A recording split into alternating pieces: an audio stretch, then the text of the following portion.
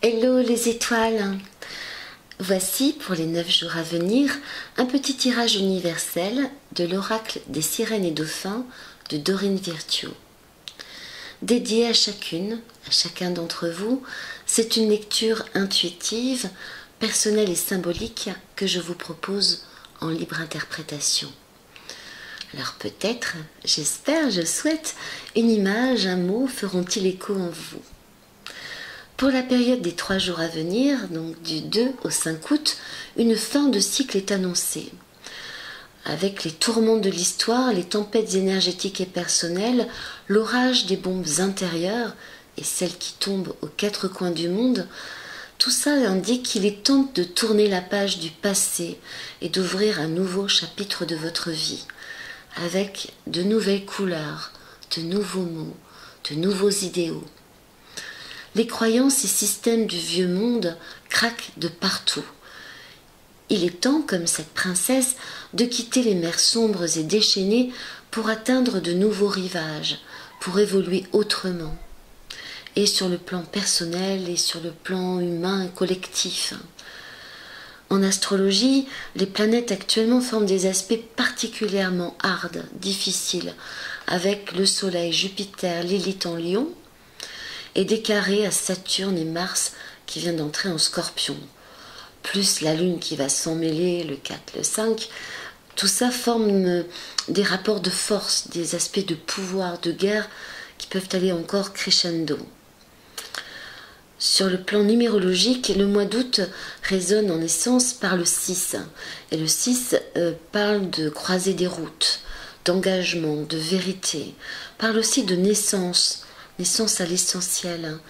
Et le contexte de renaissance est vraiment noté, et on le sait sur le plan historique, la Renaissance est un temps de chaos encore, avec des luttes de clans du Moyen-Âge qui subsistent, avec croisades barbares, croyances obsolètes, intolérantes, et en même temps de genèse d'un nouveau monde, d'apparition d'un nouvel être.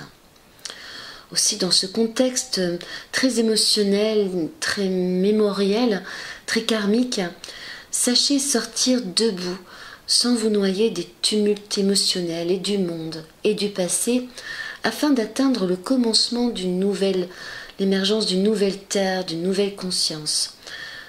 Parce que vraiment d'étonnantes et de fantastiques découvertes vous attendent. Elles sont déjà créées dans les fréquences vibratoires éthériques de votre futur et de l'avenir du monde. Le 21e siècle est vraiment une ère de découvertes fantastiques, un peu comme si on allait découvrir encore et plein de choses tout à fait inattendues, de territoires inexplorés, de nouvelles connexions, de nouvelles inventions fantastiques. Donc aussi ancrez votre foi dans ces forces universelles de la magie divine qui œuvrent avec beaucoup d'intensité durant cette lune montante. C'est un moment propice pour prier, pour méditer sur vos souhaits, pour vraiment vivre un moment spirituel intense, puissant, en dialogue avec votre petite fée intérieure. Même si votre bout de terre, de réalité, est un bout de rocher, une île minuscule, un moment de communication unique et magique peut s'établir. La lune, les étoiles, la nuit, l'océan et les vagues s'harmonisent autour de vous et éclairent vibratoirement ce dialogue, cette rencontre, cette connexion entre votre être humain dans sa vérité.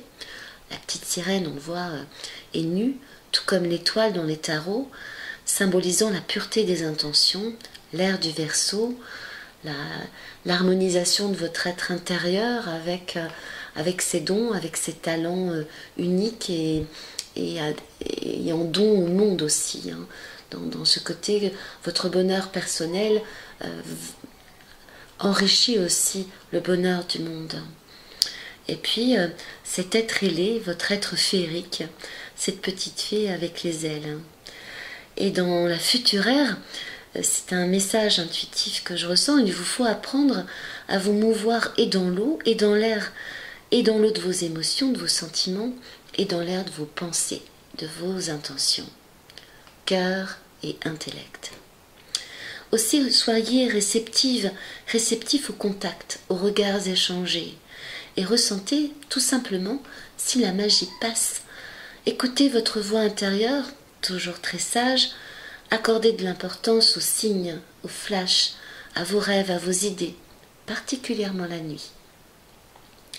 La troisième carte, elle vous conseille de rester toujours dans cette même vibration, profondément optimiste quant aux miracles, petits et grands, qui peuvent arriver. Et c'est super important de croire aux miracles. Les effets des intentions positives, des prières pour le bien, pour le bon, pour le vrai, porteront leurs fruits dans le futur. Patience encore. Patience, mais à l'horizon, on voit sur cette carte, dans les brumes qui se lèvent, l'aube arrive avec son nouveau soleil. Les dauphins reprennent leur jeu d'éveil et de synchronicité. Même minime, la force de votre confiance, de votre conscience spirituelle vous mène, vous guide sur le chemin du château de votre cœur qui s'élève dans le ciel. Namasté, salut à la divinité en vous. Que votre route soit belle. À tout bientôt pour une prochaine météo intuitive. Et merci pour votre écoute.